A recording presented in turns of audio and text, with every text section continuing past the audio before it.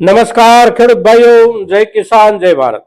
ખેડૂત ભાઈઓ, આપણા મગફળીના બજારમાં છેલ્લા લગભગ 1 મહિનાથી આપણે જોઈએ તો કોઈ ફેરફાર એવો નથી કે જે ફેરફાર પર આપણે ફેરફારના હિસાબથી ચર્ચા કરવાની જરૂર ઊભી થાય, કારણ કે એકંદર સિઝનની શરૂઆત પછી જે કાંઈ ભાવોનું લેવલ હતું એ જ લેવલથી બજાર અત્યારે ચાલી રહ્યું છે। હવે એમાં થોડોક ફેરફાર જે કાંઈ આવ્યો છે એ જે ફેરફાર આવ્યો છે એ ફેરફાર સમજવા જેવો છે અને એના આધારે આપણા કેટલાક ખેડૂત ભાઈઓ પોતાના માલનો નિર્ણય કરી શકે છે। છેલ્લા 10-12 દિવસથી આપણે જોઈએ તો મગફળીનો એક વર્ગ થોડો ઊંચો જઈ રહ્યો છે। બજારની અંદર જે આજથી 15-20 દિવસ પહેલા જે ભાવ એના મળતા હતા એની સરખામણીમાં વિતેલા એકાદ અઠવાડિયા દરમિયાન ભાવોમાં 50-75 કે 100-125 રૂપિયા સુધીનો વધારો મળી રહ્યો છે। હવે એ વર્ગ કયો છે? તો એ વર્ગ છે આપણો બિયારણનો વર્ગ। જે કોઈ ખેડૂત પાસે ખૂબ સારી ક્વોલિટી પાકી હોય તદ ઉપરાંત ખેડૂતે એના ઉપર થોડી વધારે મહેનત કરી હોય અને જે બિયારણ લાયક માલ અંદર ન હોય, 10% 5% જે કાંઈ કાઢવા જોગ માલ હોય એ કાઢી અને શોર્ટેજ કર્યા પછીનો જે બિયારણ લાયક માલ હોય છે એ માલ બજારમાં ઠીક ઠીક ભાવથી વેચાઈ રહ્યો છે। ખાસ કરીને આપણે જોઈએ તો આપણા મુખ્ય બજારો જે કોઈ છે મગફળી માટેના, એમાં ગોંડલ હોય, અમરેલી હોય, રાજકોટ હોય, આ બધા વિસ્તારોમાં આ પ્રકારનો જે કોઈ પાક છે કે જે વાવેતરમાં કામમાં આવી શકે બિયારણ તરીકે આપણા ખેડૂતોને આ માલનો ભાવ બજારમાં સારો આવી રહ્યો છે। એકંદર આપણે જોઈએ તો 1300 રૂપિયા કે 1350 રૂપિયા સુધી માલ કેટલાક ખેડૂતોનો વેચાયો છે વિતેલા 4-5 દિવસ દરમિયાન આપણે જોઈએ તો। હવે એમાં શું શું સારું વેચાઈ રહ્યું છે? તો G20 એટલે કે 20 નંબર મગફળી આપણે જેને બોલીએ છીએ એ, G39 એટલે કે 39 નંબર આપણે જેને બોલીએ છીએ તે, ગિરનાર 4 અને BT32 આ મોટા ભાગે આપણા વિશેષ વાવેતરના વર્ગની જે કાંઈ ચીજો છે એના ઉપર ભાવમાં સુધારો છે। હવે આ જે સુધારો છે એ સુધારો આપણને માર્કેટિંગ યાર્ડમાં જે કાંઈ જોવા મળી રહ્યો છે એના કરતાં પણ ખેડૂતથી ખેડૂતના વેપારમાં થોડો વધારે લાભ એકબીજાને થઈ શકતો હોય છે। હવે અત્યારના દિવસોમાં આ પ્રમાણે જે કાંઈ સુધારાની શરૂઆત થઈ છે એ સુધારો બજારનો સુધારો નથી। માર્કેટમાં જે કાંઈ માલની જરૂરિયાત હોય એ જરૂરિયાત પ્રમાણેનો માલ બજારમાં આવી રહ્યો છે અને માર્કેટ પોતાની જરૂરિયાત પ્રમાણે અત્યારના સમયના ભાવથી માલ ખરીદી રહ્યું છે। પણ માર્કેટની બહારની જે જરૂરિયાત એટલે કે આપણા ખેડૂતોની પોતાની વાવેતરની જરૂરિયાત, અને વાવેતરની જરૂરિયાતમાં આપણો મગફળીનો પાક એક એવો પાક છે કે એ ખૂબ મોટા પ્રમાણમાં બિયારણની આપણને જરૂર પડતી હોય છે। હવે મગફળીમાં બિયારણના મુદ્દામાં એવું છે કે આપણે કોઈ પણ કંપનીનું બિયારણ વાવવા કરતા 80% ખેડૂતો આપણા એવા હોય છે કે એ પસંદગી કરતી વખતે કોઈ પણ આપણા સ્થાનિક ખેડૂત દ્વારા પકવેલી મગફળીને બિયારણ તરીકે ઉપયોગ કરવાનો આગ્રહ વધારે રાખતા હોય છે। હવે આ સંજોગોમાં આપણો બિયારણનો માલ ખેડૂતનો માર્કેટ યાર્ડમાં જાય અને માર્કેટ યાર્ડમાં ગયા પછી વેપારી અને ખરીદ કરે, વેપારી ખરીદ કર્યા પછી ફરી પાછો વાવવા માટે અઠવાડિયા 10 દિવસ કે 15 દિવસ પછી આપણને ખેડૂતોને જ એ માલ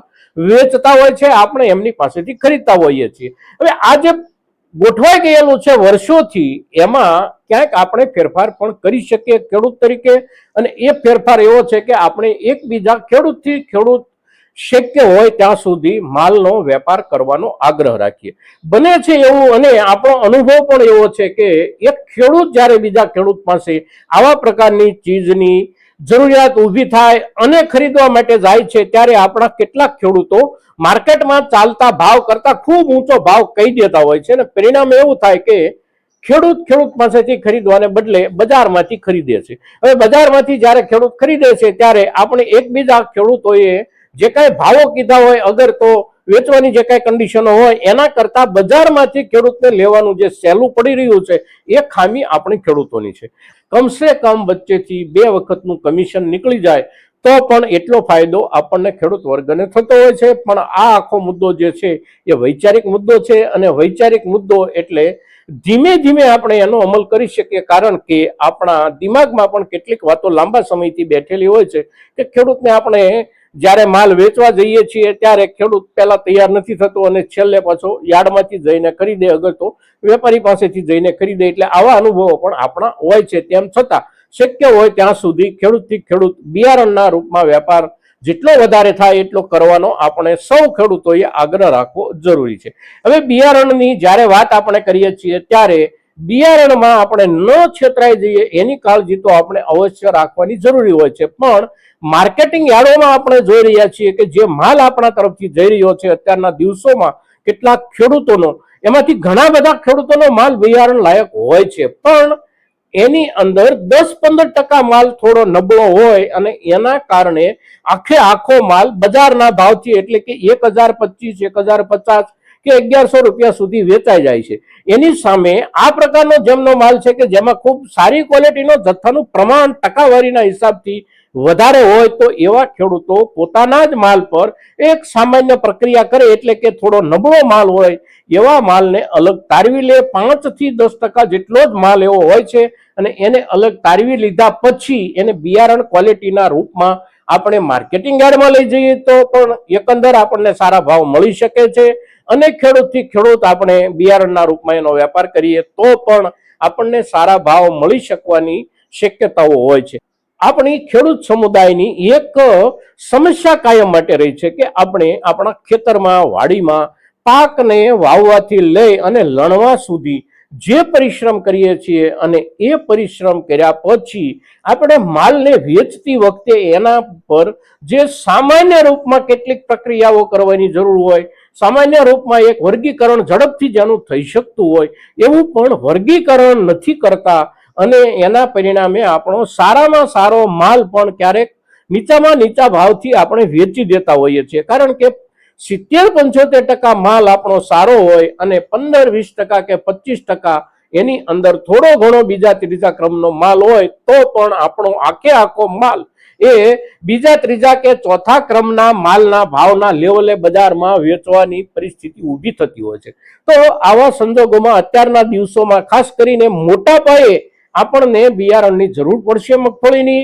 તો જે કોઈ ખેડૂત ભાઈઓ પાસે બિયારણ ક્વોલિટીનો માલ પોતાના સંગ્રહિત જથ્થામાં 70-75% થી વધારે હોય તો એવા ખેડૂતો થોડી ઘણી પ્રોસેસ એના ઉપર કરી અને અવશ્ય બિયારણ ક્વોલિટીના રૂપમાં સીધો ખેડૂતોને વેચી શકીએ, અગર તો માર્કેટિંગ યાર્ડમાં જઈને પણ આપણે વેચી શકીએ છીએ. મિત્રો, તો મગફળીના અત્યારના બજારના ધોરણથી ભાવમાં કોઈ ફેરફાર ન આવ્યો હોવા છતાં પણ બિયારણની જ્યારે સિઝન શરૂ થાય છે ત્યારે બિયારણ તરીકે વેચવા લાયક જો આપણી પાસે માલ છે તો એને સામાન્ય રૂપમાં તૈયાર કરી અને બિયારણના રૂપમાં વેચવાનો આપણે પ્રયાસ અવશ્ય કરીએ. એનાથી આપણને પ્રતિ 20 કિલોએ કમસે કમ 100 થી 150 કે 200 રૂપિયાનો ફાયદો થઈ શકે છે અને બજાર સિવાયના આ વેપારનો ફાયદો આપણે આપણા માલ પર અવશ્ય ઉઠાવવો જોઈએ.